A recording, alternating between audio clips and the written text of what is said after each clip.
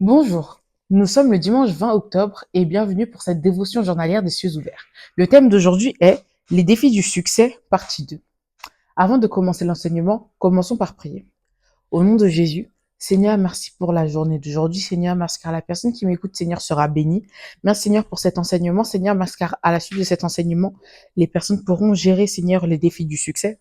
Merci pour tout ce que tu fais pour nous. Merci Seigneur, car nous savons que tu es le seul Seigneur qui détient en main les clés du succès, Seigneur, et le secret, Seigneur, des personnes qui nous entourent. Au nom de Jésus, j'ai prié. Amen. Alors, hier, dans les défis du succès partie 1, nous avions commencé à parler de l'orgueil. Mais aujourd'hui, ce sur quoi nous allons plutôt nous rendre compte, c'est plutôt le cercle d'amis et l'entourage. Mais avant de commencer l'enseignement, commençons par lire le verset de mémoire. Donc, le verset de mémoire est tiré du livre de Proverbes, chapitre 14, verset 20. Et il dit, le pauvre est odieux, même à son ami, mais les amis du riche sont nombreux. En effet, un défi majeur qui pourra être rencontré lorsque vous avez du succès est votre entourage, puisque plus vous allez monter dans l'ascension et plus beaucoup de personnes vont vouloir devenir votre ami à cause de ce que vous pouvez leur apporter. En effet, lorsque vous allez commencer à avoir du succès, que cela ce soit économique, social, que vous deveniez célèbre ou que vous prospériez dans le domaine dans lequel vous souhaitiez prospérer, vous allez pouvoir de une attirer euh, la jalousie, devenir orgueilleux, mais cela était le sujet d'hier, mais également vous allez avoir des contacts, vous allez rencontrer d'autres gens influents, d'autres gens célèbres et aussi d'autres personnes qui sont plus lambda, comme je pourrais le dire, mais c'est des personnes qui vont attendre quelque chose de vous. Et c'est pour cela que ces personnes vont vouloir être proches de vous.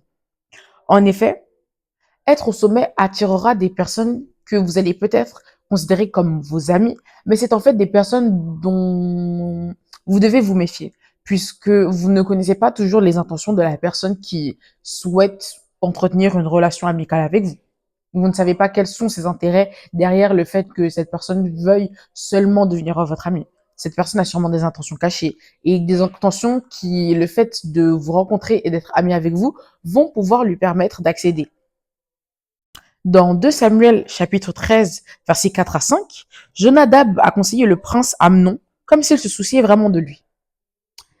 Amnon a fait ce qu'il lui avait conseillé, et quand la répercussion de ce mauvais conseil est arrivée, Jonadab ne s'est pas levé pour défendre son ami.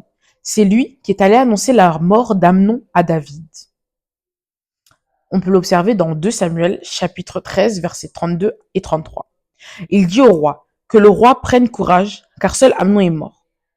En effet, si Amnon avait été sage, il n'aurait pas écouté Jonadab et il se serait rendu compte que en fait le conseil qu'il lui donnait était un mauvais conseil, puisque une autre chose que l'on peut remarquer lorsqu'on a beaucoup de succès est que en plus d'avoir et d'être entouré de personnes qui ne sont pas vos réels amis, vous allez être entouré de personnes qui disent oui à tous vos faits et gestes. Ce sont des personnes qui vont constamment dire oui, même si votre idée est mauvaise, même si vos actions sont mauvaises, ces personnes vont dire oui et vont vous accompagner dedans, puisque ces personnes ne veulent pas vous froisser et puis ces personnes souhaitent être dans vos bonnes grâces. Il faut donc encore plus s'en méfier.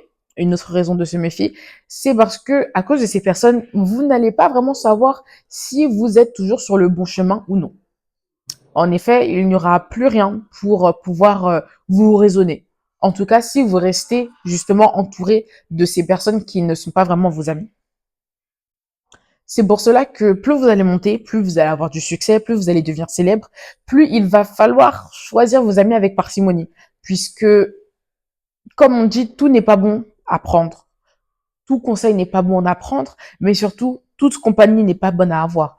Parfois, mieux vaut être seul et savoir que le Seigneur est avec nous et que c'est lui qui peut guider nos pas, plutôt qu'être entouré de personnes fausses qui ne sont là seulement pour vous plaire et seulement pour atteindre certains buts qui leur sont propres et qui vous laisseront tomber une fois que ces buts auront été atteints. Il est donc très important pour chacun de plus il s'élève socialement, plus il s'élève économiquement, financièrement, etc., plus vous devez être vigilant des personnes dont vous vous entourez. Par exemple, si vous aviez un meilleur ami depuis le collège, depuis la primaire que vous connaissez depuis très longtemps. C'est une personne qui n'a pas peur de vous dire vos vérités, une personne qui n'a pas peur de vous dire que telle ou telle chose sont mauvaises, que telle ou telle idée est mauvaise. Gardez cette personne et ne vous faites pas tromper par les mots doux des personnes que vous allez peut-être rencontrer durant votre ascension. Ne délaissez pas cette personne qui vous a toujours dit ce qu'il fallait faire, même lorsque vous n'avez rien, car c'est une personne qui pourra rester lorsque vous êtes là, puisque c'est une personne qui était là lorsque vous avez rien. Alors que des personnes qui êtes là, des personnes qui sont là seulement lorsque vous avez tout, vous laisseront tomber une fois que vous n'avez plus rien. En effet, ces personnes étaient là seulement par intérêt. Comme Daddy Dio l'a lui-même dit dans l'enseignement, plus il est monté dans la hiérarchie par rapport à l'Église, plus lui-même également s'est vu se séparer, non d'amis, mais plutôt ne pas devenir forcément ami avec beaucoup de personnes, et non parce qu'il n'était pas amical, au contraire, mais justement parce qu'il avait ce discernement. C'est aussi quelque chose dont il faut parler, puisque il faut demander au Seigneur le discernement, car c'est seulement grâce au discernement qu'on sera capable de voir la vraie nature des choses. Il faut donc prier pour le discernement, car le Seigneur, à travers le discernement, pourra nous permettre de voir la vraie nature des choses, la vraie nature des personnes, de savoir les personnes qui sont là pour les bonnes raisons, les personnes qui sont là pour nous faire grandir encore plus, et les personnes qui sont seulement là pour leurs propres intérêts. On va donc prendre le point de prière pour pouvoir clôturer cette session. Le point de prière est: Père, s'il te plaît, donne-moi le don de discernement des esprits afin que je sache qui sont mes vrais amis et ceux qui ne le sont pas. J'espère que vous avez été bénis par cet enseignement et que vous allez, je l'espère, connaître beaucoup de succès et pouvoir acquérir le don du discernement par la grâce du Seigneur pour pouvoir savoir décerner les choses, les vrais amis et ceux qui ne le sont pas. Merci beaucoup, soyez bénis.